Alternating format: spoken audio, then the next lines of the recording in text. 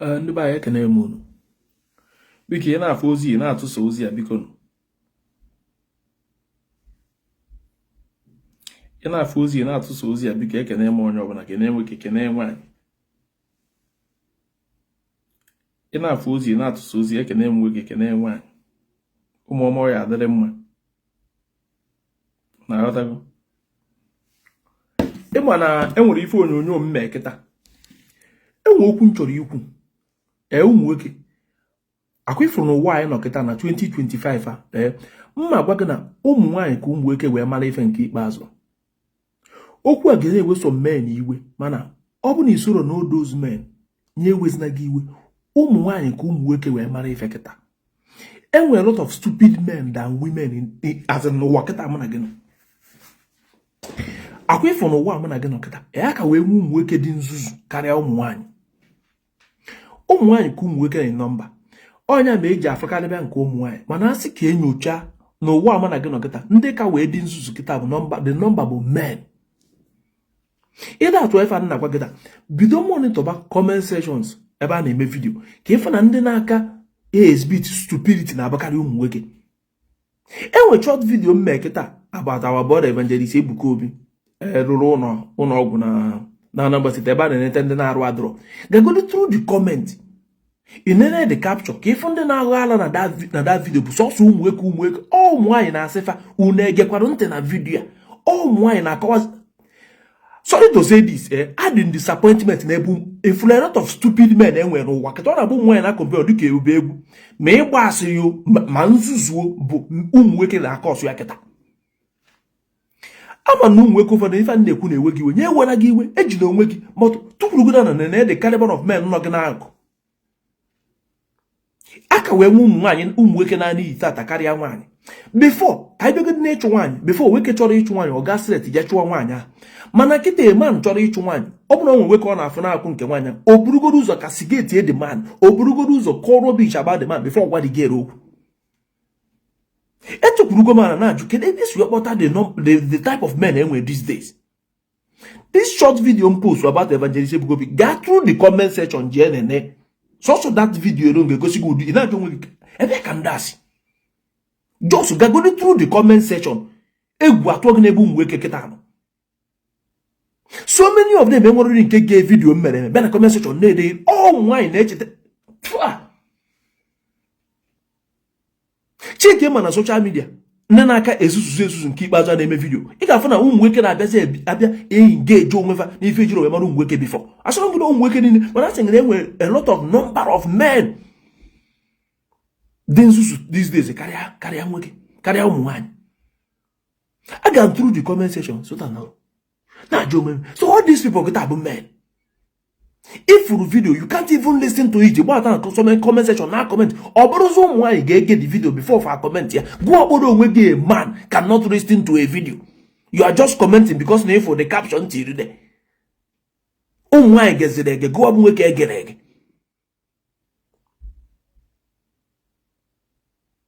isi ni notice bụ ife nna gbaga asị man chọrọ igwe onwe gị eziokwu kedụ o ji adịghị ka ụmụ nwaanyị kịta ọ dịzi too wide na-agbazi anya because na ụmụ nwoke emere ife kwesịrị ụmụ nwoke ga-eme nya ma ị nwere ike ịnụ n'ọnụ agbara nze women of this generation iwetara m vidio ebe ifugo ka m na-eti mkpu women of this generation adị m aka ụda aka because ama na ọ bụ na men of this generation na isi dị fa mma women of this generation ama adị otu ọbụla nke na fadị jụgodo onwe gị ajụjụ our forefathers na ụmụ nwaanyị ịtọ ise ka mụnwuo fadan but this time nwoke ịnụsi ofu nwaanyị control nwe ya bụrụ problem.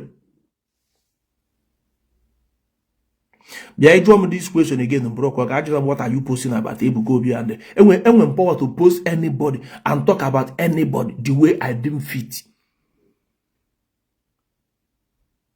And then if you know what I'm onye ọbụla isi dị mma ịbịa na video first thing first ị ga-eme bụ chefuo the caption listen to the video. Sometimes caption ada bụ video ịma na otu ihe nọkịta enwe so many people na-eweru gị iwe n'ụwa mana mma agwa gị na those people a na-eweru gị iwe they don't even know anything about you all out of their stupidity ka ji eweru gị iwe out of their stupidity capacity because each again the people when they reason to that comment section, they do not even listen to the video. Just for capture we men overall why na video to I can understand, but matured men matured men, hey, I talk about all makachi I thought ezigbo ọtụtụ ode men I nwere these days I thought Peter de chekwubo na before okwubo na the thing before sinu du umweke enwezere kita and the girl onwe ga say man ọ bụ na isi ka dị gị mma tukwuru a na gbakọ ife na agwa gị tata ị ga-afụ ofu nwoke osoro ụmụ nwaanyị to tukwu na live video anakọta another man tata ị ga-afụ a man ọ nọ na live video nwaanyị a na-ekwu maka ife nwoke ji wee bụrụ nwoke a na-support ya before ọ dịrọ possible enwe ife nwoke na-ama na onwe ị na-ekwu maka nwoke ọzọ agwa gị mba biko ka ya lapụsa ịda mana nkịta ụmụ nwoke ga-anọzụ ụmụ nwaanyị na-ekwu ife n'otu a fa na-akwadokwa nwanne leave my page and need wrong here. I don't need you on my page. Facebook is not paying me. I'm not doing comedy or prank. I need people to make money. And when they need the people to make money, I don't need anybody. If you are here, you are here. If you don't want to be here, don't be here. Some people are saying I will stop following you. All the while you have been following me, what did I gain from you? Nothing. You meant to go to my fans give away on this page. No. So if you stop following the page, I do nothing. No, I say abonance. You show your mother ego na do to. You show up say one day because nke pon ifo. Maka o ina nyaro ndị mmadụ aka. But onwe be any contribute ime go anybody here. Is it me chọrọ ịpụ? Am I holding you? No kwanu manya. Enwe people ga be here. Mmadụ kpọọ m na phone. Say ma abonance na enwe ka o si wedere manya chọnwuru ebe. Ọ bụrụ ụka ka o si wedere m mgba. Enwe ndị m na-akpọ na phone send their number those people. For assist those people. Those people are that complain. Waja, so you notice you go the thing. Chukwu gozie gị waja. Asking na the number of useless men I nwere na Igbo nke ikpeazụ na agụ akwa. Ị ga-afụ nwoke fa adị ịtọ tukwuru na Facebook ito ofu nwaanyị ma ụmụ nwaanyị adị ịtọ ofu nwoke soro fa tukwuru fa na-akparị nwoke ụmụ nwoke ndị nke ọzọ na-amụ amụ na support fa. Before ọ dịrọ possible nwoke na nwaanyị ada aka ọnụ. Ọ na-agụ akwa o. The number of useless men enweta. And then I need a match and one wine. Fana wine be no. Why na complain na weka na ani anyada water. Ga go na comment section give wine na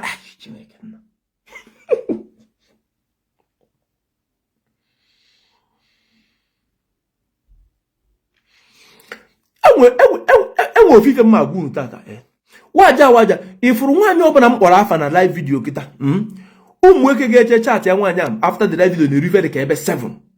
And you know mweke 7 na 6 ga-ebu ụzọ kasigeti ya gbara nze tupu finally if website get na like kwa no nke ka ekwaro nke na-eme instead of it just go straight gwa nwaanyị okwu eburugoro ụzọ cover rubbish niile dị n'ụwa ịkọchakwara ya dị same women eburu ya send ya ife na na-eme m na agụ the thing umweke ibe m na-ede and ikirikwa ndị na-eme ife dị otu a matured men ifuru nwaanyị like you go straight talk to her. Kevin and ko erichazi at the end of the day ijekwa kọbakwa that thing. Why not just go straight to the point where if chọrọ igwe otu evangelist Ebuka Obi no nchọrọ kasigete Ebuka Obi mmadụ eche ebumatụ ọ mpụta nkwuo egbowa nchọkwana ike na Ebuka Obi si na o mere ife dị mma mpụta nke na ya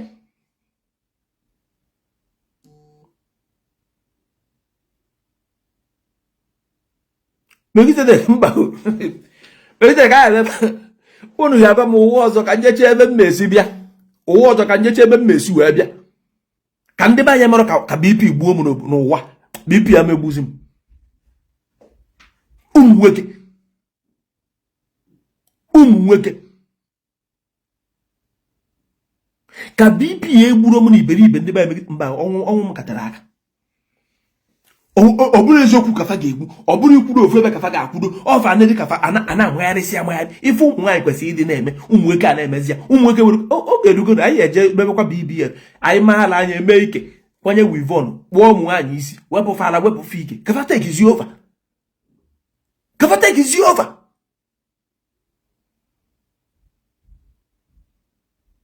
ike gwụrụ nwanne anyị nwoke evangelist Ebuka Obi rụrụ ụlọ ebe a na-edebe ndị ara ndị isi na-adọrọ mma ya bụ ife bụ ife o mere dị mma, ya bụ ife bụ ezigbo ife dara karị n'ụzọ. Ọ bụ na ọ dọrọ na famili ga-enwe na famili ndị ọ dị ụna aghọtago, mana soro udo abịagori bịa mapụta ife ọrụ ife gọvanọ kwesịrị ịlụ, Ebuka Obi kwesịrị ịlụ ife, ọ soro udo kwesịrị ịlụ ọrụ soro udo amata nyekwara ya maịkị ọ na gịnị ka ị na-akọ gị ndị gọvanọ enye gị maịkị na soro udo ọrụ gị kwesịrị ịlụ ya, soro udo gị kwesịrị ịlụ ya.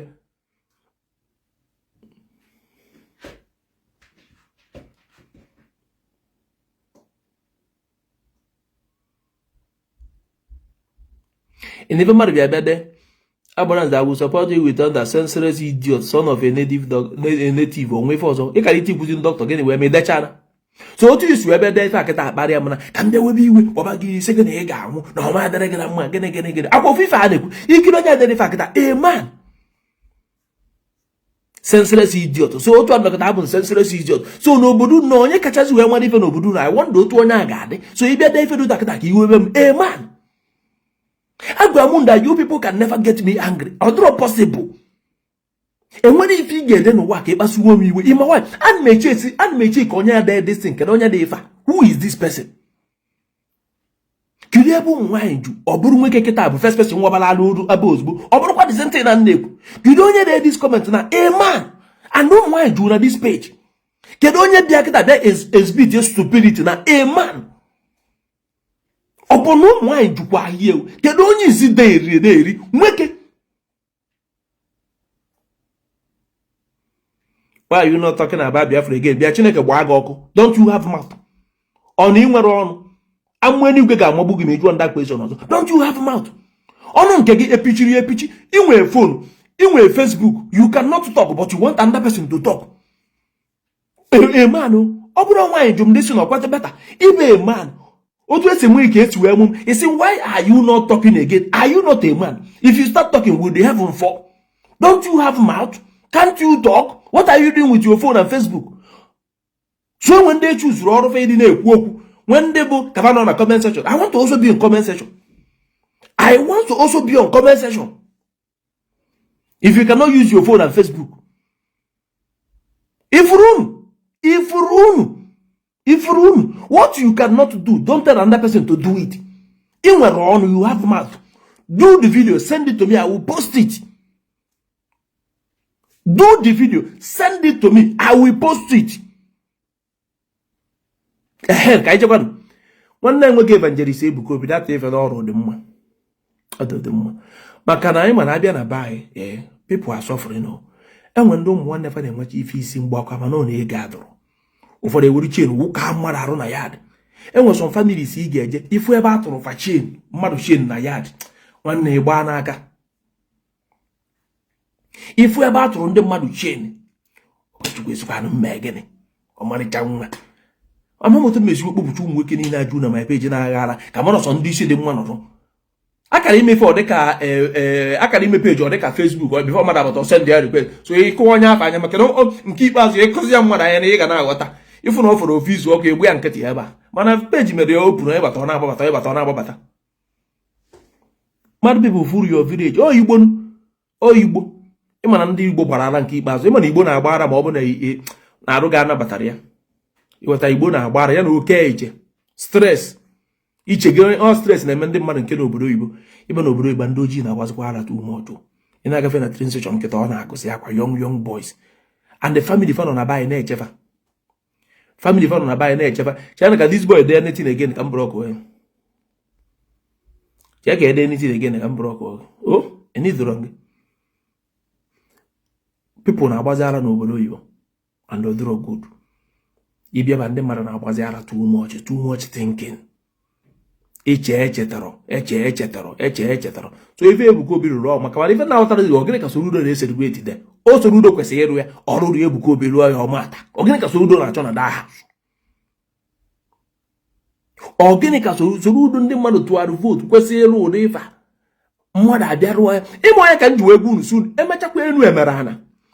Anyị gbakwara Ebuka Obi bụkwa akwa ga anụ mana otu ọ na Lagos State onye mere unu ara afụzi ka na-ekwu maka Ebuka Obi because otu ọ na Lagos State alapụ m ya mana Ebuka Obi bịa kịta bịa bidokwa ụlọ ụka na nga ọkpara ngara anụkwu onu mo mana unu n'anya otu ọ nọ na-eko na alapụ ya maka ifo Ọ dịrị izi an Igbo man ego ife dịka obodo ndị Yoruba je kọnka nwee ụdị ndị ọnwe da pris. So onye a mmechakwa ndapụkwu ya mmechakwa nnefu anya side ahụ maka ọnụ n'obodo ndị Yoruba. And odo anyị na-enweju pastọs ndị Yoruba tupu Ebuka Obi ya ga-adị o wee ruo da wee dọta nwa ode ife ọ dọta dị. So onye me nnechakwa anya mụ ebupụ iru side ahụ nnechakwa anya mụ ebupụ iru side ahụ because ọ kaara m mma na ndị mmadụ ji na nke Ebuka Obi je nye onyinye ka mma na afa ji na nke ndị pastọ ndị Yoruba je nye onyinye. Adị m 100% happy na enyere ya na nke Ebuka Obi karịa na enye na nke ndị Yoruba because enye na nke Ebuka Obi emere enu emere na one day ikuku ya ga-ekusa n'ala Igbo. Mana nke enye pastọ ndị Yoruba na sọsọ ife ndị pastọ Yoruba na-anụ n'ala Igbo bụ branches chọọchị fa. Adịsị Ebuka Obi arụọ na Old People's Home n'Imo Steeti rụọ nke ọrụ na Anambra and ọ ka ya arụkwa mụ gwagodi mụmụ Oyedikpo ma kedu ma pastọ ndị Yoruba kacha Ebuka Obi wee nwee ego nwejuru ụlọ ụka n'ala Igbo niile fe nwere dị one single obugodi gịnị ka mbe kedụ the smallest thing enwe ike inwe fe nwere ya n'ala Igbo opona ego niile atụ igoda praise. So ya ka m ji wee gwu emeri enu emere ana side nke Ebuka Obi alapụ m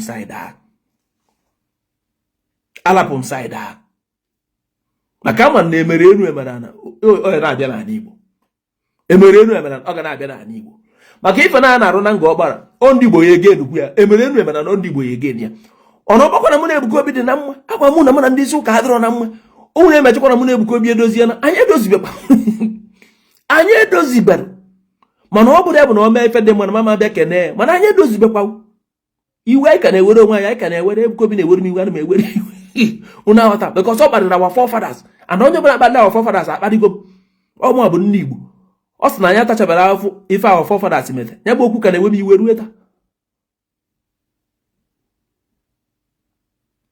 Nye ka m na-ekwu na ọ bụrụ na ndị Igbo ma ife enwere onye Igbo nọ Lagos etukwasị dị na-eje ụlọ ụka na-abụrụ na ụka Ebuka Obi ebe ọ bụ na ị chọrọ ije ụka jụgoro onwe gị ajụ ego niile enyebe ndị pastọ ndị Yoruba tupu amụ na gị ruo tata enwere ofu mkpụrụ fati n'ala Igbo ego niile atụkọba anyebe these people enwebeghị 1 cent fati ile n'ala Igbo mana emere elu emere ana ego Ebuka Obi ọ ga na-abata n'ala Igbo agbachakwa ife niile agbaghara ofu ụbọchị abata ikwala ya ofu n'ala Igbo agbachakwa abata ikwala ya ofu n'ala Igbo because nke bụ eziokwu bụ na we cannot stop them. We can only talk to the people ga-aghọta ndị na-ama aghọtakwa so far na ọ ka na-ego ogori on ka a na-etinye na nke Ebuka Obi ka anyị na-enweta ife ya n'ala Igbo ebe a ka mụ apụ mana Ebuka Obi gbatazi ebe sorozi anyị na ozi ya n'ala Igbo mgbe afọ ụtọ agbaghị m kamera eti mpikcha Ebuka Obi na-akọ kpọdo otu ọbụla o si wee dị kịta Ebuka Obi ka na Lagos unu anyị na afọ na nlapụrụ ya alapụrụ m ya because ọ bụrụ na ndị Yoruba kpọrọ ndị Igbo nọ na Lagos steeti nyanwa wee bịa ọ na-edi ịkpọpụta ndị Igbo aba ka kpọta fanụ n'ụka kpọrụkwuo ma ndị Yoruba kpọtara nke ya ọ dịrị izi mma gwa gị eziokwu ọ dịrị izi onye Igbo ịga n'obodo ndị Yoruba ebe enweju pastọs wee nwee members ọnọdụ ọkwa izi ịma na agwago m nusu na agafego m otu unu si eche iche nna bụ mfu eziokwu nkwuwa gị na mụ na mmadụ adọrọ na mma abara mama nkwu eziokwu gbasara ọnya Ebuka Obi ga Lagos steeti nwee ụdị crowd onwe ọ dịrị izi na enigwe ọ dịrị izi n'obodo ịmaka how many pastors bụ pastọ ndị Yoruba enwede ịma how many pastors ndị Yoruba big names nọ de Ebuka Obi wee bịa nwuo wee kọnka nwuo ife ọkọnka de so that one zuru anyị isi mba ọgbani no na ife nna ya anya wepụ ọnụ ife gbasara our forefathers ị na-aghọta osu you open your own church ndị ọgbani na inwe intention ime chọrọ ka m bịa n'ụgba gị n'oge mebe ka mụ na tight go na offering ịmara ọ dị nke offering na aka mba offering na tight nke na aka no 4 Sundays ka e nwere ị na-emu ntụ tight bụ once 10%.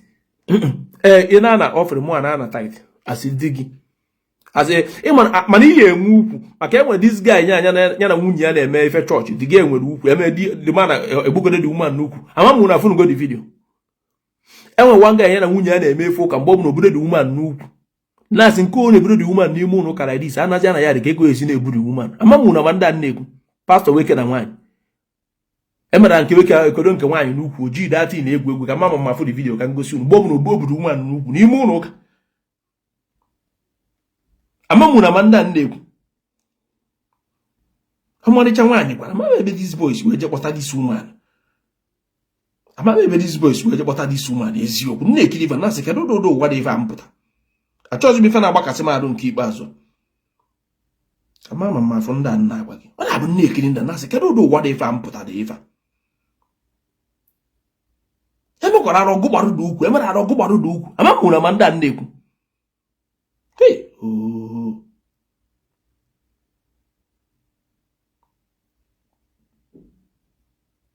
enwekwa ka ọ dị m ọnwụ na amụrụ ndị a na-ekwu bịa lee na onye ade kọmenta ifuru onye enwe ofu mgburu uru ọba mgbe ọ bụla ọ bịara ebe ọ na-ede negative comment na-ebesa akwa nwanne I can never block you on this page. You will keep on seeing this face.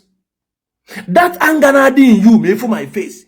I will never block you. Ihe na-afụ m mgbe ọ bụla na-enwe dị iwe. You will keep on seeing this face. Mụ nwee block gị na page ọ sịkwa gị kparịa my father kparịa my mother. I will never block you in this page. Ebe ọ bụ na esi no negative comment na mgbe ọ bụ na ịfara agbara nja na ị ga na-ebe ya mgbe ọ bụ na ifuru iru a you will keep on crying. I will never block you on this page. Ị na-afụ iru ị na-ebe akwa echi ebu uru ị na-afụ iru ị na-ebe akwa mgbe ọ bụ na ifuru obi ama anụ gị ebe na-ede degbuo onwe gị amefebe na unu afọrọ these people na-ekwu enwe this woman na this man na-eme ife ụka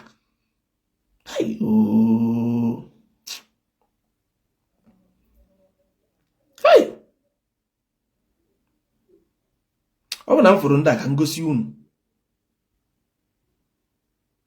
onu na ama ndị a na-ekwu onu na ama ndị na-ekwu ife a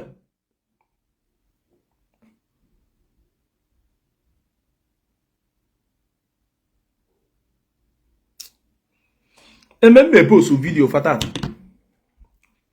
na-enweghị gị block this guy mgbe ọ bụ na ifu emechọrọ man kwesịrị ịdị na-abara onye uru oninu ọ na-apụta ya n'azụ every time ọ fụ video agbara nze bụkwana na the page mba ka ife na-egburu onwe gị this boy kedu ife ọ bụ inwe anapụ nga enyi gị nwaanyị what is your problem from January to December negative comment na-ebesa akwa bụkwana na the page mba for your own health onye ọbụla ị na-afụ ife onye afọ iwu onye afọ na-enwe gị afọ's not the person block wa the page ka ị pụọ na ọjọka ife mmadụ ibe gị iwu onye afọ na-enwe gị ka na-afụkwa ọnya ị na-ebutere onwe gị ọya ị na-aghọta ka ejekwa na ndị Zion so ife na-Ebuka Obi onye bụla na pịrị ọf ka ọ na-adị ibien ezigbo ife ka ọ bụ I support him on that at least ọ ga-eme nwe some people atụ chain na yard burugodi for bajebeda praise wepụ those people chain because na-enwe ma ndị nke gọọmenti nwecha na ba ije ebe a si ya mara ka ụlọ ọgwụ dị wee marụzo ndị nke a na-edebe ndị arụ ụdị nke ka gọọmenti ga-esi wee rapụ ebe a so enwe some family sef na-enwekwa ode ego ikwu so ife na-emepụ aftafe ejido onye arụ adịchara ọ na ba ya tụọ ya chain n'aka kedi ya n'ofu ebe ke nke kedi ya n'ofu pol debe ya n'iro so otu alụgoro ọmarịcha ụlọ akịta kpọrụzi onye a ji ha na-enetezi onye afọ anya ọ na-erigori nke bụ ezigbo nri and anukum no free of charge so emere enu emere na mma ekene maka nka emere enu na mma ekene yotago emere enu na mma ekene nwanne nchime mụ na nwatakịrị unu fokịta mepe chọọchị atụ amị anyị me oye boom fenne wa arụ ka na-arụ oki gaa ụmụ ife sene ga-akọta n'okwu nkọta some people bịa kụwa ife na ebe dị na-afịa agbara nje ogwo ebe dị na-afịa ịma ọ na-ịma anụ nọ na-agba ụmụfụ ga ịma na ọbịa odo na-eti ya ụmụfụ ụgbọ emesi m n'azụ bụ ishigharịa ga-ebibe dị na-ewoge m so rapụ nside a mepe ụka mụ anọ bịa ekwuru amụ nke anụ na-adị jere ọgịdị bụ nsogbu unu mụọ ka esi enye onwe gị happiness mụọ ka esi adị happy oge niile na-ewe iwe adịrị guru nsị na ọhịa atụcha na m BP m narị nna nje n'ụlọ ọgwụ dọkịta nene m tie si ma this age ka nna chi inwe BP si m mgbakwa dọkịta wee nye m advice onye ma unu n'anya na unu afụra m advice na social media adọgbuo onwe m anything ọbụla na-enye m stress ka agbara m ya ọsọ enwe some people mụ na fa na-ekwu okwu na phone anyị na-eme nnekwu argument adị m akpọzifa fa kpọgoro ime ọ bụ na ọnwe ife dị ma fa chee gwa m fa agwa m achọghịzi m anything ọbụla na-enye m stress na ndụ a ịghọtago achọghị m anything ọbụla na-enye m stress na ndụ a nwanne iyi anọ na peji a ị ga na-afị iru Agbaranze. Agbaranze, why you like women too much? Thank you. I like him ajụjụ eju. Agbaranze, why you like women too much? I nwere ike igosigodi ndị mmadụ ofu nwaanyị Agbaranze igo n'ụwa. Like nwaanyị too much wee ya so foe na Nigeria niile. So foe ka mụ na my boyfriend and girlfriend na Nigeria niile ana m ekwu ya n'internet. Ọ bụ na enwe onye ọzọ nyapụta with evidence. That I post things gbasara ụdị ife bụ ife eji achụ BP. And then like you go to women too much o nweke ka mma like. Apụta gị asị gị na Agbaranze na-eso nweke obi ọ ga-adị gị mma. Imukife na somebody like nwaanyị too much na ị ga na-aga ala nwaanyị. Ị na-akọ this thing maka na mụ na gị ejekọtabere ife but mụ na gị ejekọta ife ya sị ọ ka Agbaranze dị.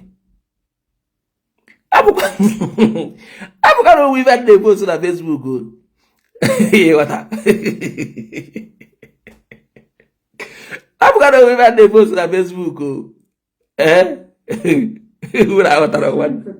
Ura bia waja che ko kwele ya zakwa kile kana kwa distin. Che ta veru bejala na banda mmadụ. Ama una wati fana kwa. Nwanne ma sị ga Agbaranze why you like ekwesị me like nwoke. Ịma na ana ma at a youthful age.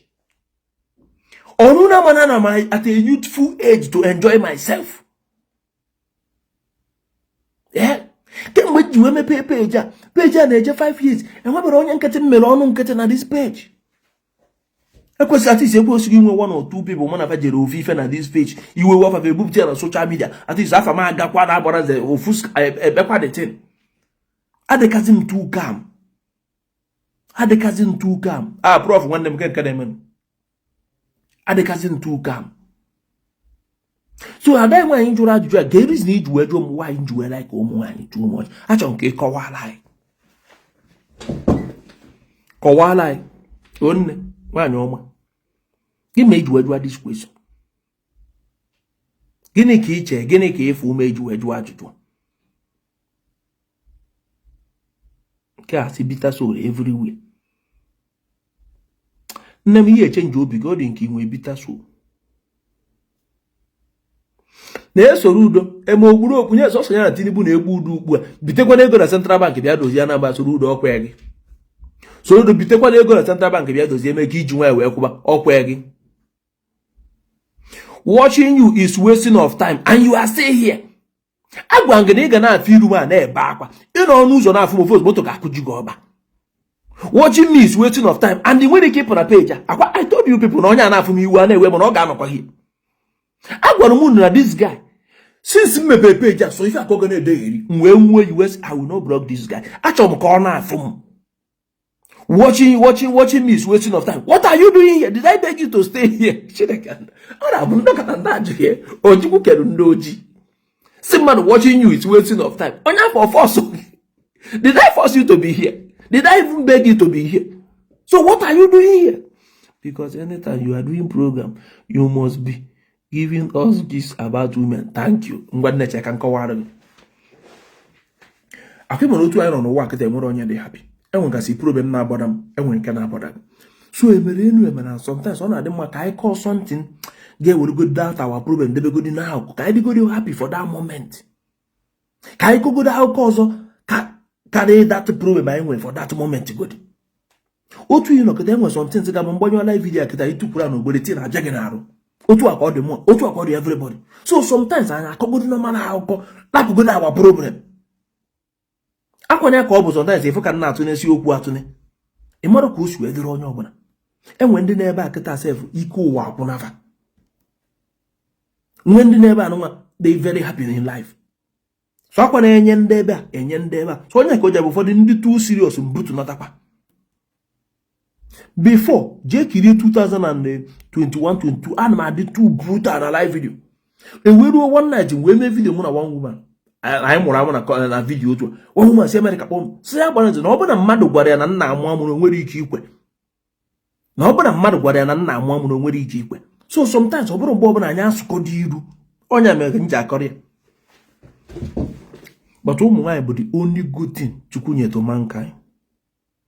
Ewepụ ụmụ nwaanyị n'ụwa kịta enwekwa m ovive Chukwu ke n'ụwa nwere isi enwezi.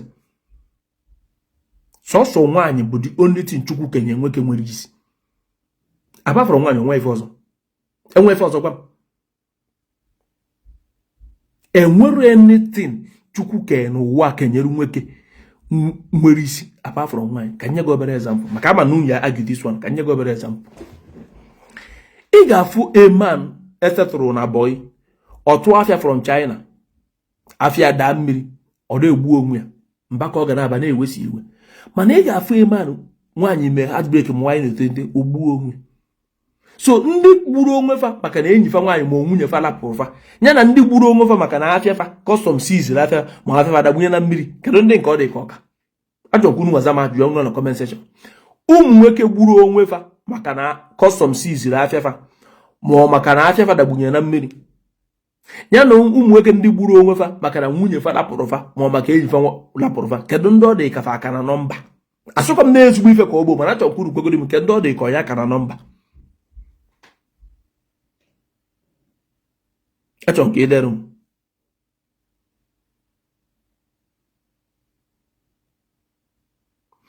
Nwanne nwefe m na ụmụ nwaanyị na-eje ma gwunu ya for free. Ma gwunu ya for free. Wala ebiro m ndụ nwaanyị. Onwe my friend na-esi na ife a na-asị nwe Canada nwa akụkọ na DSS ga na ọ na-achọ nwaanyị too much na ọ na m ka ọfụ na asị. Ebiro m ndụ nwaanyị. Ọ bakwara nwaanyị ada amasị m. Ọ nọ na m ada ebi ndụ nwaanyị. Kedu onye chekwa you forgive me today? Chidera you forgive me today. Gịnị onwe gịnị ka nkonuko? Enwe ebe nkonuko ị na-asị you forgive me today. Mgbe ọbụla ka unu ji forgive ma mgbe ọbụla na unu na-afọ gịnị ka m mere? Onye ọbụla na-apịa ịfụnanya ka ọ na-adị ibi enu. Geenụ m ntị ka m gwa unu. Agbara nze dị ka mmiri onwere ekwesịrị na-ewere m iwe n'ụwa. Onye ọbụla ifu na-ewere agbara nze iwe n'ụwa ba na anịma. Jụọ onye a gịnị ka agbara nze mere ya? Ifo ya kwa nwunye ụmụ nwaanyị ka thank you. So onye nwa bụ the only gift to mankind. Ya bụ the only gift to mankind. Onye ka ihe eji wee fụ ebironia oje nụwa wangero na ya na-enye aka.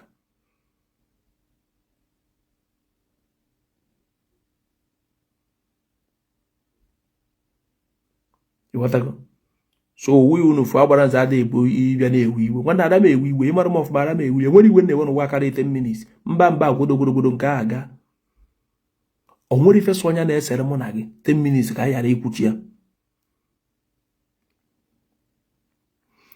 Nwanne gị em ntị. Ife JPAC kwuru na page ya bụ JPAC kwuru. Ife agbara nze kwuru bụ ife agbara nze kwuru. Ị na-aghọta? So otu ị nọ na page agbara nze, ma na ị nọ na page agbara nze. Ejere bute ife onye ọzọ kwuru na page abịa bute na page. This is not why we are here.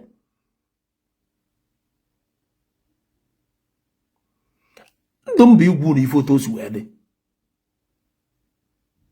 Onye ọbụla ifu si na agbara nze mere nke a jụọ ya gịnị ka agbara nze ma nwere ife agbara nze mere n'ọnụ ọjọọ osu ofe agbara nze iwu a na-ewu ya. Onu na ọramada edozi ya na akwụrụ dịka unu n'anya kịrị na afọ na nnedo afọ ọnụ alapụ na afọ ọnụ a Ebuka Obi kpụọ nke ya mkpụọ nke m. Ana m agbadị nke m aka Ebuka Obi ya na-akpa nke ya kacha acha lapụ na afọ ọnụ a otu sokwa ya tacha lapụ na ya. Eme mistake last time m jeje gbuo esi na-agba iwe je ti ya mmemetụ afọ ọnụ aka again. If from now to 20 years, mmemetụ afọ ọnụ aka again. Mboso munu mfu ka mkpara afọ ọnụ aka, mana mamazi ife nnekwu. From now to 20 years. Nwanyi ga-ebi imu mmanya, nwanyi mmetụkwuru otu obi imu mmanya. So si ya nwere power to convince me mama akpọ afọ ọnụ again. Apart from that, mma akpa afọ ọnụ aka again for 20 years. Achọrọ m ịmụ ebe Ebuka Obi si nweta that grace. Onwe bụ na afọ ọnụ ya, mụ a na-akpụ nke m, nye nwa nke ya. Unu ajụkọrọ onwe unu ajụga emere Ebuka Obi ya na-akpụ nke ya. Agbara nze chevu na, agbara nze chevu na, mana ị na-agba Ebuka Obi dị na-etu ya fa mgbe onye ka igwe bụ onye nwa chevuo. Onwezi ife na-echevu. Ifuru afọ ọnụ a, adịm akpasị ya aka ọzọ. Otu so onye dị n'anya lapịa. Kebe na-akpụrụ afọ ọnụ ma. Na keba ejego nje gbo yo pezi ya mpe ife mabu ko su eju bu eju na kito opechego mpe mgbe na chefu afọ eji gedapụ na afọ ọnụ even papa's car maka 35 euro ka ngoro okpu ya 35 euro even ngoro okpu 35 euro ego mi ọ dị 10 achọrọ m ije wee na-akụ bọbọ nne m anwụọna nna m anwụọna fa bụ m nwa na-enwe nne enwe nna so gịnị ka ị na-ewere nwa na-enwe nne enwe nna iwe ịgba na-Ebuka Obi rụọ Mother's Babies Home na mma dị afa m ebe a so na receive salary every month because abụkwu m an orphan abụkwu m an orphan onye na-enwe nne enwe nna enwe m mpe enwe m mma so m nọ n'ụwa na-akpagharị enwere n'ofu nwatakịrị nwaanyị si ka ofi ka ọ kpọrụzie m nnọọ bụrụ nne m enwe onye ọkwọ mme enwere n'ofu onye n'ime unu si nnọọ ha agbara zatagbugo onwe ya n'afọ mbọsị ịnọgidere enwere nne ka ya ma n'ụwa ajọka because sọsọ mma gị bụ the only person ga-anabata iberibe gị sọsọ mma gị bụ the only person nọ n'ụwa ụdị iberibe sọkwa gị daa ọ ga na-afụ gị n'anya sọsọ mma gị bọsị ị chọrọ mma gị bụ ịfụrọ ịma n'ụwa ajọka ife sọkwa gị mee n'ụwa the only thing mma gị ga na-achọ bụ solution mana ọ bụrụ ndị ọzọ ụmụnne gị ndị ọzọ ga-achọkwa solution mana fa ga-ebugoro ụzọ tagodi gị ụta ka kwa asị ga eme n'ife dota mana mma gị bụ sọsọ solution ka ọ ya fight bagodi sọsọ solution ka ọ ya fight bagodi nọrọ ka ọ bịa gbakasị barụ tibe anything atagbugo m onwe m n'afọ ebe unu fụ m eji m eze ekpe ekpere I am suffering enwe m mpe enwe m mma onye ka m ji weta ofu nwatakịrị isi dị mmụọ ọfụma achọrọ m ịma na-eji nwaanyị ama na-eji no I have suffered I cannot manage. If it's not working, it's not working. If it's working, it's working. Because me see my best. And that's on Konya for your best. Yeah. I'm really happy. That would be the only achievement you need in this life now.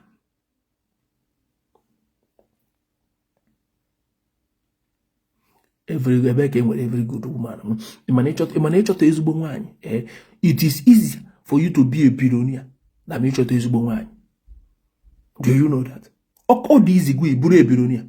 Carry each other's woman and not with you. In webes woman. Is woman bụ nwaanyị ma mgbe iwe na-ewe gị. Ma mgbe obi na-atọ gị ụtọ, mara ife ị na-asọ, o were asọ ọrụ gị. Ya bụ ezigbo nwaanyị. Enwe 3 things my mom nọ na sick bed wee kpọọ m wee gba m. Sị m ọ bụrụ ma afọrọ ife taa na ebe nwaanyị na-achụ no go ahead. So even in Unit, those 3 things are the easy for. And that was just simple things. And one get for 2 near, but the 3rd one is not there. And my mom, now these 3 things were say they are always work. I've gone 2 na mad. From the 3rd one. Make aunties, Urona, but my mom just my balance will check it there. Mana jenu nwa nwaanyị ife na-esi nkakwu isi bụ na ọgbụgbụ ya ka ọ dị ịma nna agwa ụmụ nwoke jenu nwa nwaanyị enwere izin nji ekwuru ife dị otu a ejikwana agbara edekwana agbara nza anya o jekwa jenu nwa nwaanyị ihe na-asị ya wa agbara nza tọrọ agbara nza aka anụ bekwa jekwa jenu nwa nwaanyị oke soro ngwere mana mmiri oke ya na-akọ ngwere echi dịkwa ime onwe ya ma ife ọ ga-amụ jekwanụ jenu nwa nwaanyị n'iruo n'oge ịnụ nwaanyị Jekwanu jenu nwaanyị. I keep on saying this. Enwekwu ife mere nji ekwu ya. Ụmụ nwoke. Asịkwa na agbara nza aka anụ benu. Ọ gịnị ka nna agbara jekwa jenu nwaanyị. Jekwa jenu nwaanyị. Nwoke ọbụla karịgo 35 years ekwesịghị ịnụ nwaanyị for your own good. I keep on saying it. Maka echi. Maka ndị ga-ebe anya m achọ m onye ga-eficha m anya mmiri so otu ọnwa ndị mara ọ Ebuka Obi ọma nọdụ nwaanyị ya ndị Zion nọ ebe a Ebuka Obi ọma nọdụ nwaanyị ka ọ na-Ebuka Obi erugo oge ịnụ nwaanyị Ebuka Obi erugo n'oge ịnụ nwaanyị ka o bido n'ụmụgbọ ụmụaka kedu onye ga-etake over the ministry after Ebuka Obi Ebuka Obi ekwesịghịkwa na ịnụ nwaanyị emere enu emere na atiza anyị achọ ofu nwa ada kpụọ Ebuka Obi onye ga-take over after him. Akwọchi na ọnwụwa na ivu na ini ya ga-eme miracle. Ini ya emechazi miracle. Ọra bụ ini ya ka anyị na-ebute n'ụlọ ụka ka ọ na-eme miracle. Ekwesịrị na inwe mmanụ. Not yet time. Not yet time. Mana unu ekwere m ka nwa mmiri tọgbu iko. Mụ na dadị unu ka onye tọọnụ.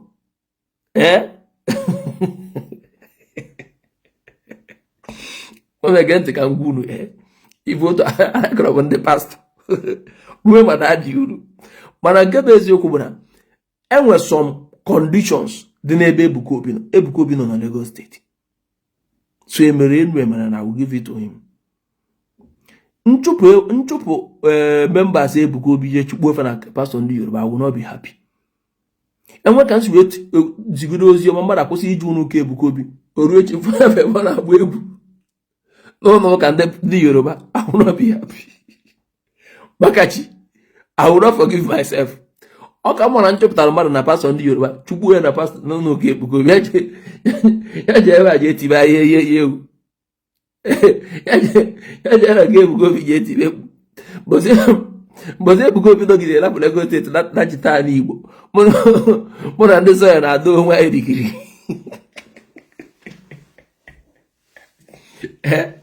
Unu echela negative ka ndị atụ egwu. Unu echela anụmatụrụ ugere negative egwu ma Tinubu na-achọ. Mbozi Ebuka Obi megide lapụ Lagos State nata nga ọkpara. Mụ na ndị soya na-ada onwe anyị dikiri. Mana otu ọka na-eko na mba mmarapịa maka na ọka mma na ndị be anyị na-ebe a karịa eje na nke ndị Yoruba. Yoruba egwu uru fabara anyị na-enye fatati na-emefe ife niile mgbe ọbụla fa agbata n'ala Igbo na-arụ branches kọmụ na ofu ife rụọrọ anyị n'ala Igbo. Mana tisi Ebuka Obi na-alụ anyị sọntị na anyị na-afịa anya na-aghọta. Onye nọrọ ebe a ya nọrọ ebe a ọ nwanne anyị nwoke ka ọ bụ ịghọta. Mana onye wepụ ọnụ na omenala anyị ọ na-abụ oju Ebuka Obi isi ọ sị na ya nwere onwe ya bụkwa onye omenala.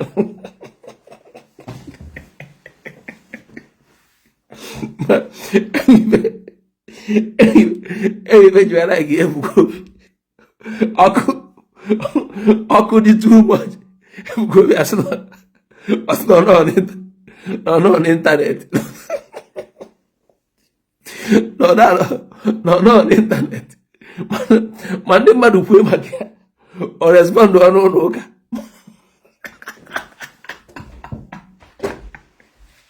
Ndị Zion ọkụ dị too much. Ebuka Obi asụ na ọ nọ n'ịntanetị n'ịntanetị mana onye kwue maka ya ọ bịa respond with mic. Ụwa ya nwanne unu ebuzide ụwa n'isi na-ewe iwe. So lapụ ife niile ka ọ dị free na-agara onwe ya. Ewezina iwe. Something you cannot change. Talk about it, but don't get angry. You know what I mean? Don't get angry. Don't get angry. Even though Ebuka Obi is behind back and they are very happy. They celebrate our daddy. Oh, can that's in for a drum, my for them. No people and for them. What I go? One man of Kamia, where goes the other? Also, Rudo cannot. What is Rudo doing there? Why did you go there? He just show off. Ebuka Obi rụrụ ọ bụrụ gị maka alapụ go vote ime campaign ị ga-asị ma unu afọ ifo eruru ebe dị otu a maka ụdị ife a na-atọ gị soro udo apụ side a anyị ma onye rụrụ ya eji na-eme campaign anyị ma onye ama na ị ga-adịkwe nkịta campaign na bekwu dị ga-atọ gị gwogwo because enwe ndị na-enwe ịntanetị ga-aghọtacha ife mere ọfụma ọnwụ gị sị ma ọgụ adụ soro udo bụ ogwu adụ datin eje na side a Ebuka Obi na chi ya eku anya achọ ịfụ gị ebe a ofu ụbọchị ije ebe a je gbuo onwe gị vidio bịa postuo na ndị nọ na vileji eche ma ọ gị rụrụ ya ọ bụrụ gị rụrụ ya. Ebuka Obi rụrụ ya soro udo ya ebite ego na Central Bank na Tinubu dị na mma ka ebe dozie obodo ndị Zion ife na-abụ ka ajụ na-abụ ka m nwere iju unu ka anyị mechie ajụjụ nke mbụ ọ gịnị mere Ebuka Obi achị n'ụwa nke bụ afọ ọ na-ebuka a na-akpọrịkwu ya akpụ and ọ na-ewute m mpụtụ na alapa afọ ọnụ Ebuka na-enyezi m nsogbu mkpụa nke m ka ekwere maka nke Ebuka Obi nke ọkara nke m nke ọkara nke m guy man this man yeah mbara guy man ọjọọ egwu mbara guy man ọjọọ oya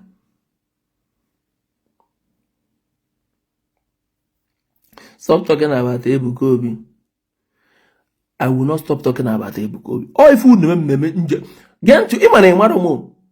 Nkuma Ebuka Obi, Imara Kuraban. Juan desire none at this page. Drova Macabanas. I wanted to come Ebuka Obi. You won't sleep this night. So no, why? Don't even go there. Don't even go there. Don't go there. Juan desire none at this page. Oh. I wanted to come Ebuka Obi this night. Imara Kuraban. So that's why I just rap where I just celebrate Ebuka Obi. I can make. Don't start this year. Don't do this. Don't able to if you never talk about music to that man. There's a bago. Comment to that to come ego, and I didn't respond to it. So okay, man. So nne. Makauden ke kabera ofu so rap aside that. So what is on the ground? Anya kene go na Ebuka Obi. All of something. Nkene si anya dalo. Chukwu gozie na odro fecha. I appreciate what he did. So gonna talk each other. Ekene go numiano. Ekene me na short video. Ekene na live video. Makamu na ome mama. So many people ekedo na befa. Iga gejido na ogwa adoro. So if you do to aketa famous if you do to fa boro mo fa jeba. So a good thing kob. I appreciate him for that. Once done. So man before saying I say focus on what is on the ground. Get not on the ground each other. Well, it's all about it. So you kwesị gị dị mature ma na page agbaranze na ada atufebe okwu so ntufu ụmụ okwu eme ntị ka ọ na ịnụrụ ya because o nwere ka unu esi wee de unu provoke ụmụ ọka njọ.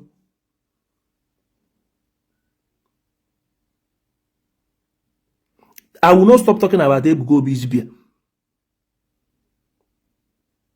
If I follow Ebuka Obi, I will not stop talking about it. People have been talking about my own.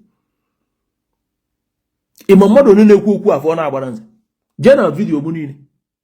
So don't say that. You cannot tell me what to say on my page. Can you talk at Ebuka Obi bu your daddy or my brother? One name kob. Only Igbo kob, one more Igbo. So you cannot tell me to stop talking. Try to understand it. So who are you to tell me to stop talking about my brother? The only person who has power, see me make use of that temple. Nyawa be Ebuka Obi ma obolo ye Ebuka Obi and the one obolo ye Ebuka Obi ju ese ndema de ekwusina maka Ebuka Obi o siri ife onye obolo choro ikwu nya de show ife o na ekwu. So I'm talking about the days afonu the day. Try to understand the way these things work. Who na emezi na ife by emotion and sentiment. Ife ndị negative Ebuka Obi ano ịpụta kịta asị na Ebuka Obi tụba nwaanyị ime. The girl where na ebe akwa ejide gị si gị jee kpọta onye afọ tụbara ime. Ọ bụzi na ịkpọta nwere onye afọ tụbara ime ijebe nga because iboro ya ebubo mana mpụta kịta asị na afọ na nwe ka o si wede. You cannot call police for me na mfọrọ afọ no si enwe ka o si wede. You people have been saying the same thing about me. Amaka, you cannot tell a grown-up man like what to say or what not to say. You cannot. So don't get yourself angry. You cannot tell me what to say or what not to say. Try to understand this. It's very simple. What are you going to do? Nothing. So no why you. The Mazayo members who don't know at this page. Mandi Fugore Ebuka Obi, Mandi Nafuberia, Mandi well direct contact here. They are all here. So calm down. Yeah, I go comment to them. Abaranza, I have a wife for you. It is sure. Kebono. See a comment and a comment tag I fear. See a good comment and a comment tag I fear. I feel could be a robber. Oh, the comment in Jordan enough. Gwenya de comment under your comment as well. See anya de comment na comment bia bikon. Akwụkwọ bụ n'ọnịbọdụ na akọchefu onye ya. Ada enwe ya na ọ chọtara m nwaanyị. Nke a ka m bakarịa n'echi na unu na-akọ. Si anya biko nya de good comment na comment section na biko. ime mmadụ onye kwere m nkwa efi waja kwere m nkwa ofu efi mana ọ sọ na ọ dịsi ọ bụrụ ma anụrụ nwaanyị dịsi efi afọ agafe suyi na afịa na-ekwesịrị ịdị na-eme ọsịsọ so ife kakịrị mkpa kịta bụ kelee onye ga-achọtara m ọ bụrụ ife unu na-ede epụrụ ka eke ma obere nwa o tegokwa afọ gị ọ dị ga-enyi iwe ka na-agwazi gị bịa online chaa ụmụ kịrịkịrị ụmụaka anyị na-afa na anọ bụ nọkọta fa akọ ụkọ nọkọtakwa fa apụtabakwa ị na-aghọta ịma ka nsi wee gwu unu wee sị unu ụmụ nwaanyị be anyị chisi na Abuja gwana anya kọmentị ya ka m fụrụ ya anya nụ ka m fị ya anya amara onye a na-ekwu maka ya mara ma onye mmụọ ka echi ekpe m abụ ebe ọ na ọ na-Abuja nwee mmiri na ọ ka m fụkene achọrọ m ịfụ ya anya achọrọ m ịfụ ya anya maka atagbugo m onwe m n'ahụ achọrọ m onye ga-eficha m anya mmiri anyị achọrọ m onye ga-abụ njesi ọrụ bata otu ọsị m anyị daddy welcome I hope today was not stressful nsị ya mba nne anyị ọsị m ngwa bịa nwekọ ọma ngwa m weta ala m dọba ala ebe ngwa m jee nnọọ jee saa arụ n'ọdụ ego m nri na tebụl nye sachi ya mbịa tukwuru ebe a na-eri nri ọ na-agba m aka na shoulder ana m eri nri ọ na-afị m aka n'isi ụwa na-atọ m mechaa obute fruit si m ngwa mụta fruit m na si m ka ekwe aka na-ekwu oche ebe a na-apị m ụkwụ ịghọtago ọ dị nwaanyị nne dị na-abata ngotere ya akwa ya nne bịa afọ m akwa na ọ ya asa ejikwana yirigodi ya anyị oyie ya nkụwa ya anya si ọmụ na anụ nwaanyị ọmụa nwe nwaanyị ọmụa ka Chukwu ji nke a wee ficha anya mmiri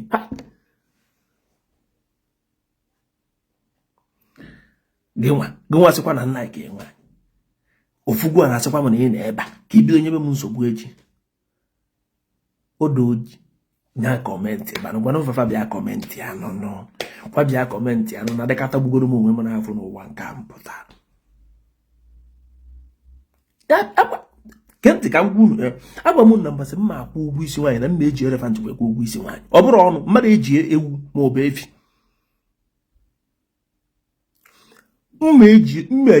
mmeje gote elefant were ya buru ya na dazum bịa na famili ya gosifia ọ bụzi na fa chọrọ ego mụnwa nyezi afa ego na anị ọ bụ na fa chọrọ ego napụrụ fia afọ egbuo kọmuniti ata adị m esi ebe anụ n'ọkụ n'ọrụ n'ụra esi na nwata wee jebe n'oke nwanne akarịgo m egwu oge bụ mmanwụ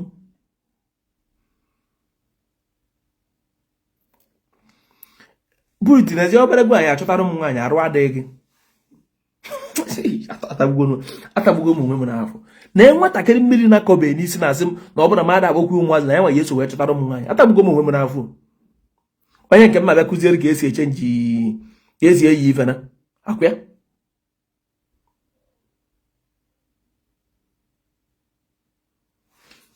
chọta na onye nwa gwa onye anya bịa kọmentị ya achụkọ ma marry your sister ka ebe your sister nwanọ gosi na iyere ọkwa unu na-egbu otu unu na-agba ipikchọ n'ọgụ unu na-agba ọkwa dị isi efo ma mmadụ na-ekwe m nkwa efi mmadụ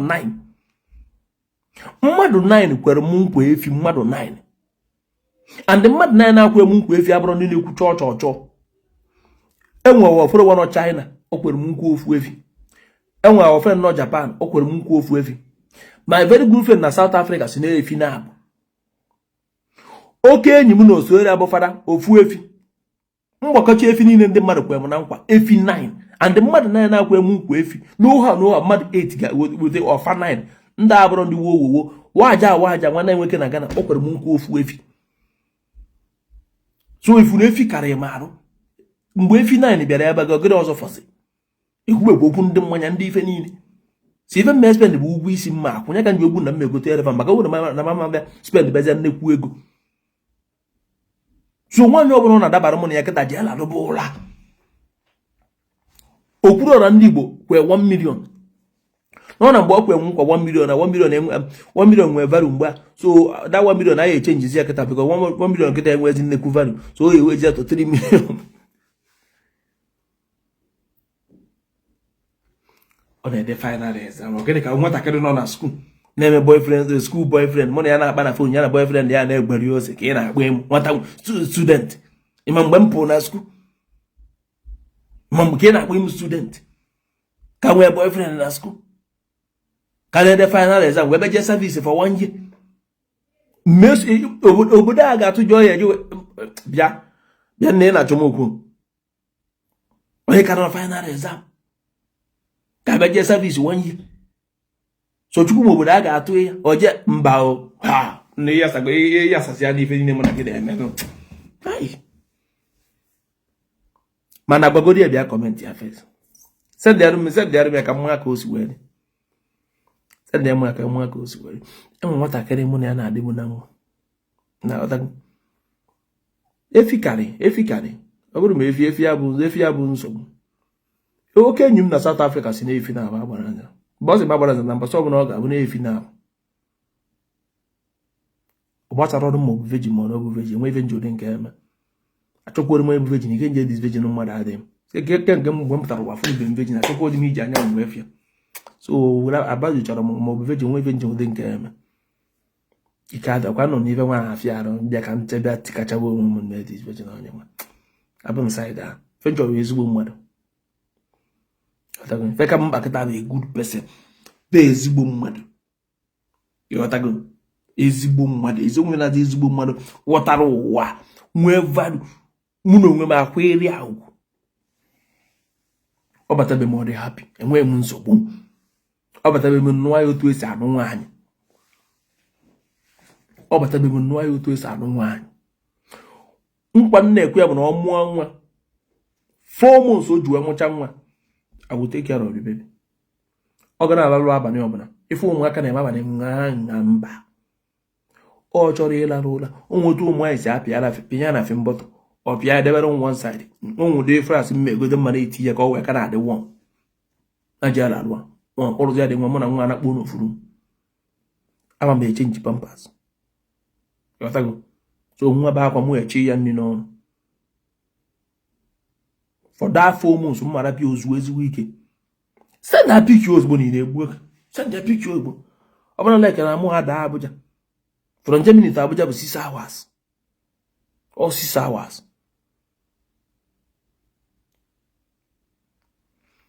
Nna na-achọ onye jọ. Oh, so ntacha afọ niile nna ata n'ụwa. Eje nje n'onye na-ama mma. Asị. Ya mama. Mba ka bụ iwu. Ọ bụghị ka ọ dị ka mama ịghọta, mana ọ ga-adị mma n'anya. Mba kwa nkweta gị na mma na na-adị mma n'anya maka good character. Asị. Ọ dịkwu na nwa na ntara afụ. Ọ dịkwu na nwa na ntara afụ n'ụwa. Nna bụ na nje 23 countries in the world. Ụfọdụ n'ime unu echọrọ ọnụ cabinet. I suffered. Eji m eze wee kpee ekwere. So now I need to be happy. I cannot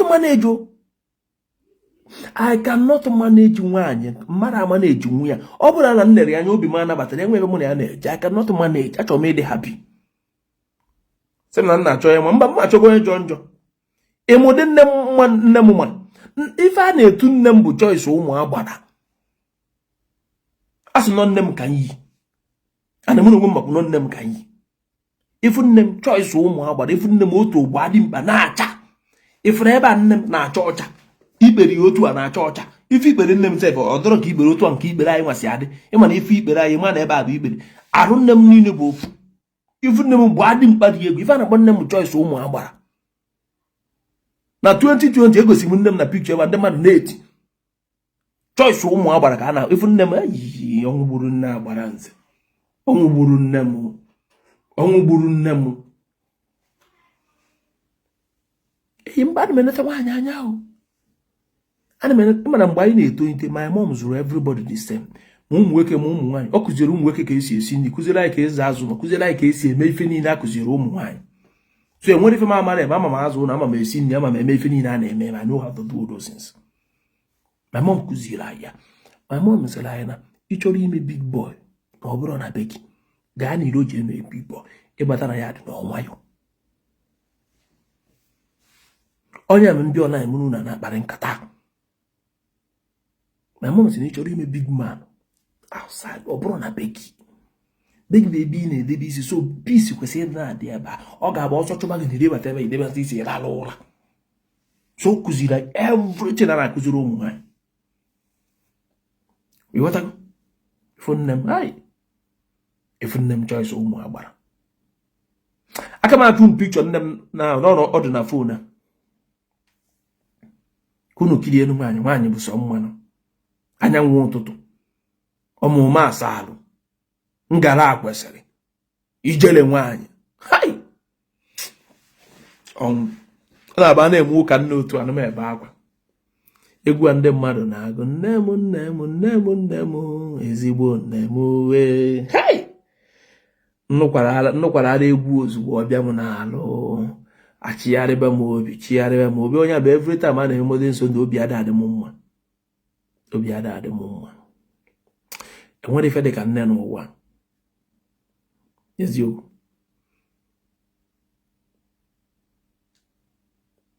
mba ka bụrụ nwatakịrị m na ya na-egwuri onye bụ fine wife nwa mbọsị m metụpụrụ a na otu a kịta si otu a tụpụrụ nwaanyị abịagbe m n'ikpe si otu a bute mmanya tụkwasị aka bụ im mbọsị akụrụ gafodoro ire agbara nze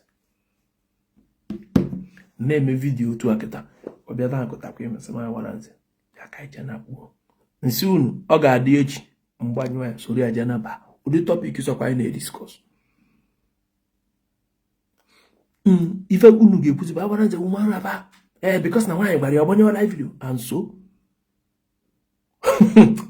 ụmụ unu ama m anso ọbịa ma akụta abatakwa ime agbara nze biko bịa ka ije na kpuo nsị unu chao pịam na-abịa ka anyị bụ ha nọ lapụ ndị soshal midia eji kịta mụ na oge na wafa ya efesa dị news anyị na-akpọ onye mụ echi anya continue ka m na-agwakwa gị I want to have a very decent and happy home. Ndị mmadụ na-eme ya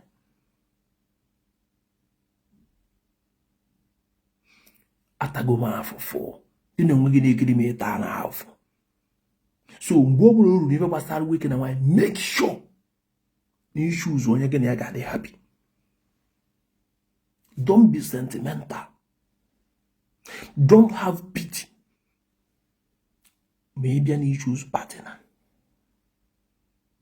Onye ọ ga-adabara gị na ya ịma gị na ya bie ewu na-ebie ya bika ya nka onye niile na ndụ gị. Nwunye gị ma ọ bụ di gị kwesịrị inwe ofufe ga-abụ na ị ga-afụ about him isi agha rie gị ga-abụ na ọ kpasuo gị iwe ine dati na ya maọbụ icheta dati na ichefuo iwe ọkpaso gị. Ka m na-agbago enwe enyi nwe gị enwere sacrifice nwunye ya mere ya so mgbe ọbụla nwunye mekwara ha n'ife ọ chetara eti na ọsịa nne je bara n'ofu ebe deti na-eme ife sọkwa nwaanyị a mee nwere edebe na-agụ o ife o ji adị mma mgbe afọ ịka na-atụtụ ịchọ nwaanyị gị na ya atụtụ juo akpa ọ bụrụ ọzọ gị na atụtụ juo akpa bịa nneke nke na-emenụ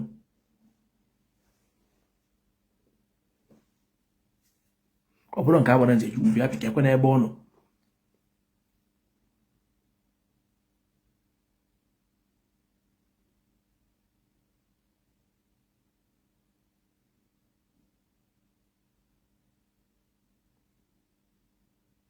efe mmadụ bịa bịa dị kirie chọsụ kirie kọmant woman being bịa bịa dị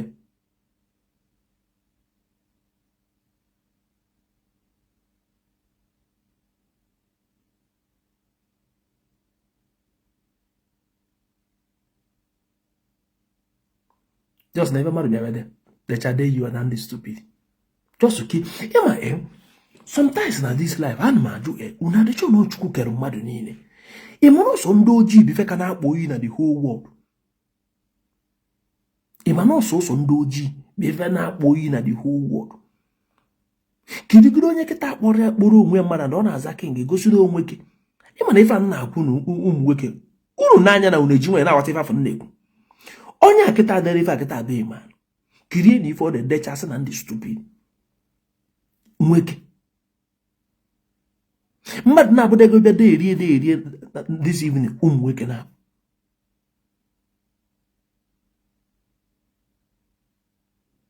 achọ nke unu na-aghọta ị na-ajụ onwe gị all these people does it mean that these people cannot talk without insult? Sometimes na wonder ị mara ya masị na azụrụ ọfụma ọbara asị a believe from Nazor of sometimes when the family father one can do every mother. But those people decide and factually like this. Ufọdụ anyị na-ata some family ụta omume ụmụfa na-eme akwa asị ka ọ bụ enwe some family try mana ụmụaka ekworo bụ na ụmụaka ekworo a ga-emefa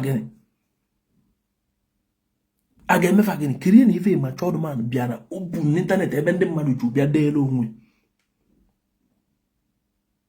just kirie na ife ma chọdụ man bịa dee ihe ka m bịa ka mụ na ya gbọba ihe akwa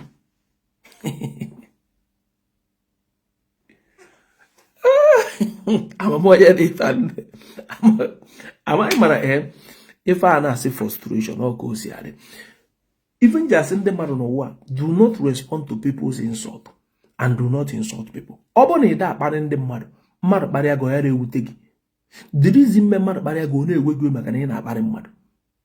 Ọ bụ na ị da akparị mmadụ kparịa gị ya na-ewe gị iwe because ị ga-ama na the people na-akparị mmadụ people na-enwere fawọp enwere uru faba.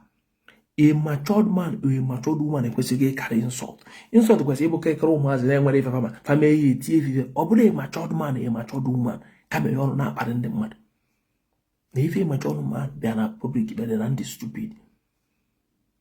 Isi onye akịta anya dere ife akịta nya tinye nya send ya request ka ọ bata na video ka ị jụọ why o ji wee medicine. He cannot do it. And I'm betting 200,000 n'abalị. Onye send ya request bata ebe mee give away 200,000 n'abalị.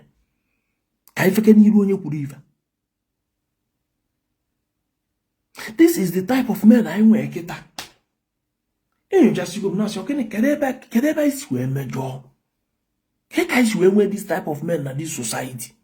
What are we going to do about these people? So see, Kafana up and down. It was here, a woman, a free man, na woody. If you talk at this, why Jema wake tomorrow. If for wine and make it wake take you over. Woke. Let's not go makwa. Is your one go makwa for whom waking a mess on certain things and not you get all day for obu. And I was one wake. Offend him how? Do I even know the person? And that's something you offend him. Offend him who? I don't know live video. Can one even a way? Even if I answer, I'm on a wine on one word videos or one agenda. Onya can be from Kuru barrier because he can't afford on the Onya bonnet. You know, they found Ibina Germany, Ibin Indonesia. Kevin was a bony beneath a name. Hi, Chineken.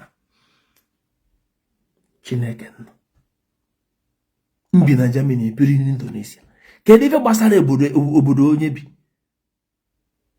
Germany obodo abomoya German. I'm a foreigner here. Eba aburu obodo m. So kedive concern na nju ebi na Germany go ebi Indonesia. Kedive bute these two thing na mbina Germany go ebi Indonesia. And so hi Chineke na. Hey, get them bend the bag up was this thing. Get them bend the bag up was this thing.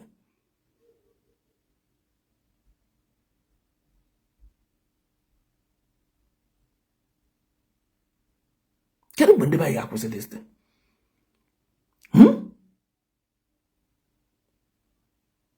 Get them bend the bag up was this thing. When again, take any advice. May you know, I'm not giving you for you to take it, man. Again, for saying salt. Mbobone put on a public wire or the very important. Very, very important. Before now, when you look at Mado Del, they feel they get up or go me use boom. A major woman born from US. Sema Baranzi. Then when I do what you do, say I even. Or say can even jabunda that bomb in the comment section on Nabamba. Na mamande de fa from Siamba. Or simoke one much good now. Upon the fear no official, no Dr. Cobb in America.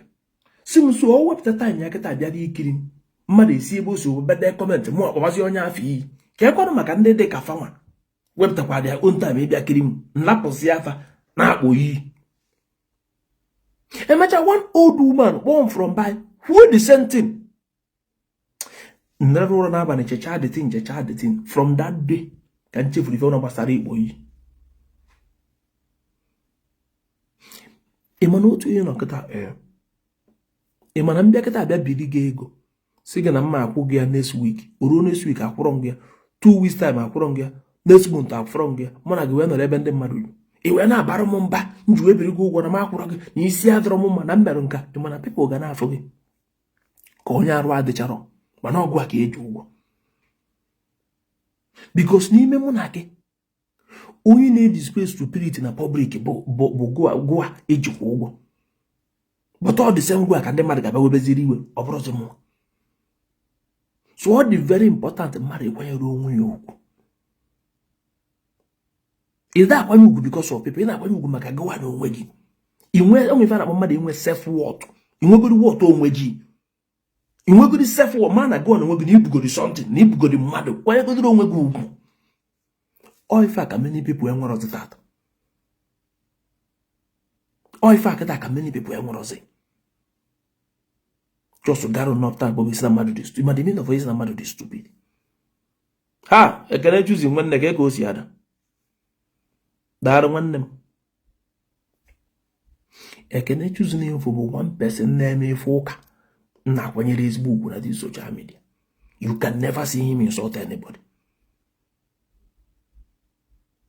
He can disagree with you, but Oboron ki boy. Uguru ezigbo Chineke gba aga ọgụ. Uguru ezigbo Chineke gba aga ọkụ n'aka iju. Iniri obi beta aga ebe a na-aka inyo. Iniri obi beta aga ebe a na-aka inyo. Chineke ga-agba akwagbo ịgbana agbagbo gị abịasịna na page a. Agbagbo na gị abịasịna na page a. Demelu n'unu ada anụ ife abịasịna na page a. Aka na-egwu mmadụ na-aka inyo obi aka ga tag m dị ka mbịafịa. Stop tagging my name. Ma bro kwa gị kwụsị tag. Ị bịazi akịta wee mere ọnụ wee sị m gịnị mere ọ gị ga-agwa m ife mmegwu and mgbe mmeju wee kwu. Ọ gị ga-agwa m ife mmegwu na mgbe mmeju wee kwu. Abụpụtago gị na my live video so many times on the mmadụ si mkpọpụ because you don't answer question. Ihe na comment na-ede agbapụtazi gị ka ajụọ gị ajụ you will not answer. You can never answer any question. Then a month in the bay. Onwe video mmetata ụmụ nwoke na-ewere m agwa mfana nwoke ekwesịrị ịnụ nwaanyị na bay na piano n'obodo oyibo. Ụmụ nwoke ekwere kwufara sị na nna cat of ignorance. Mana ka nkọwara unu kịta ị na-eyi enwe 12 months. Iwe nọrọ na bekee wee nụọ nwaanyị na bay. Wee na bay wee nọ 1 month. Out of 12 months. Ịnachite azụ. Akwya? In 1 year, 1 month out of 12 months. Or for the 11 months. In 10 years, about 120 months. So in every year now 1 month. A man if again and munye gino together, but 10 months out of 120 months. Obon now 2 months na. A man in 10 years, if again and munye gino 20 months. 100 months we are together. Can you feature about it? Ụfọdụ asị gị na about what nwaanyị obodo Igbo o misbehave. A woman a trust run ikpọta obodo Igbo n'isi ga-adị ya mma ka ị na obi wee je nụ. Goes that you don't even trust your wife. So why marry her? Nkwu oyi ụmụ nwoke na-anụ ọgụ na comment section. Ka ife na-anụrụ ọgụ. A woman I don't trust this woman. Give me age know the person. Because they will not talk about you obey the baby. It will know it. Because to put in one, Okwasi Bonye, who begin about to put in Okwasi Bonye trust. If I believe I make force. So, because check here, what one no brave ma boketa. Mbata, obu no the dirty. Mwe pụba mbatakwa na adịdeti ọ bụ na ọnọdụ ọcha mwe pụba mbatakwa na adị ọcha ọ bụ na me nwere ife mmeri wee pụba mbatakwa nwere ife mmeri so na baị je nụọ nwaanyị lapụ the woman na baị na chitekwa azụ na Germany jirikwa aka m na azụ ụnụ jirikwa aka m na-esi nri, jirikwa aka m na-asụ akwa, na-alarụkwa sọsọ m. Enwere onye mụ na ya ga-akpa nkata dị ya nga face to face. Abalị enwere onye m ejide aka n'abalị, enwere onye ga-ejide m aka, and anụọna m nwaanyị. So kedu ife dị iche ndụ a m na-ebi ka m nụchara nwaanyị ya na mgbe m dị single? Ọ ife na-achọ ka this man ghọta, but fa na afịa na ma amara ife m na-ekwu.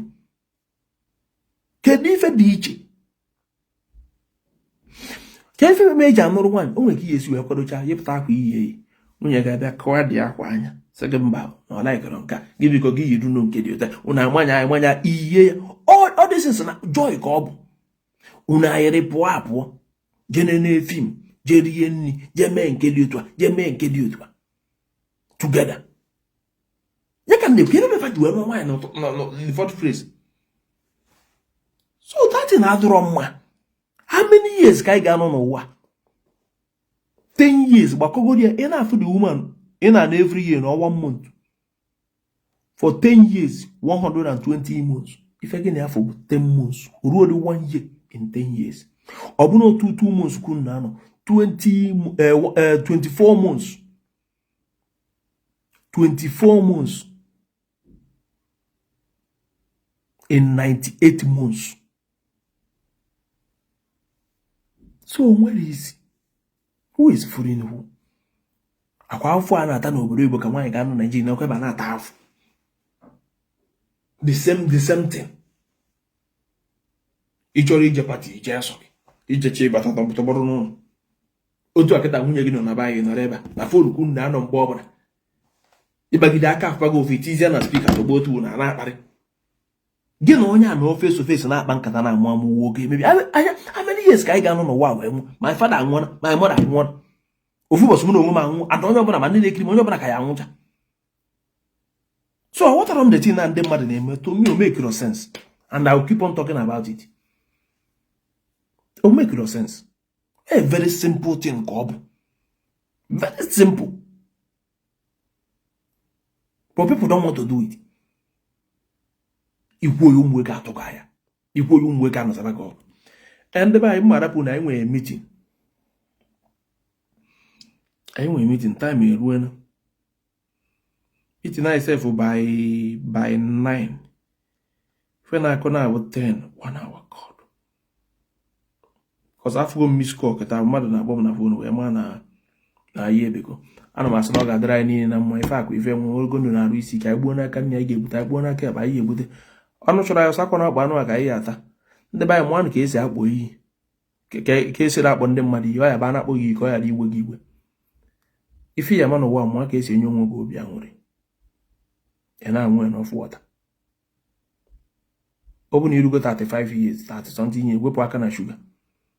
If I want to start sugar, whip work and Zele zero marodi fineri. Unu na ya throughout this year some medical now. Manatata amu fu mouth. Throughout this year some medical now. Even my juice or my wine when we can now. But so obe kare mu nneku me nwozi njira aka mu eje gote kare ife a na-akpọ ya. Asị m onye akparịzi na mmadụ. Mmadụ na-akparị gị eme ntị ka ọ nụ ịnụrụ akparịzi na mmadụ. O ife nkwu. Onwe ka juice ziwe gozie m nnukwu njegote apụ gotecha ife na-ejiri aka mmee kwa smoothie ka a na-akpọ ya nwụọ. Wetunata aka na ụmụ ife niile a na-afakasị. Ka ọ ghara ebe ịtacha afọ niile ga-ata na-eruzi ife dịka 55 years. Ofu dọkịta nwapụta ofu emesi ga-emesi na nka ga-emesi na nka ga-emesi na nka. So jiri nwayọ zere ụmụ ife niile a na-ezere ezere. Ọ kacha ife gbasara shuga wetu aka. Wetu aka. Echi enwu aka nwayọ otu a. Ime ya mgburito mo na ọmarụ ga-arụ. Ịna-aghọta ọnụ ma nwụta bugari mana dutu ife gbasara shuga mezi ma dị m eji ka ahụ ga ka nna deti bịa milk na shuga mana eji m aka wee zere kwụzie enwu ga zerugasịa ụmụ ife niile. Ka ọ ghara egbu ịtacha ahụfụ niile na-ata asị man sizi ya ka izuzi ike mezi obere enjoy ọ ya abịa maka iche ikikwu ụmụ ife niile anyị na-eri ọ bụcharozi original. So biko na ayọ ka nna ya onye ọbụla gbarụ shuga ọzọ Saga okwu gbara ya ọzọ. Even juice ya bụrụ ọnwụ ebe dị ka once a month or once in 3 months mụrụ onwe m ana m anwụzicha so mmiri ka nna anwụ ndị si ihe mmiri ka nna anwụ tụrụ atọ taa ka m nwụchara kwa ofu mọtụ and otu ọ nwụchara kwa ofu mọtụ akịta ọ ga-abịa dịbakwa n'ọnụ otego ngote dị mọtụ ọgụgide ụzọ asị ka ntị ya n'isi ka nke aga biko na amụve me nji ekwuru ọtụtụ ndị mmadụ na-aya ọya mara fa amarọ mgbochi ọya ka ọgwụgwụ ya ọgwụkwanụ ka ọla m n'ọnụ ka emechaa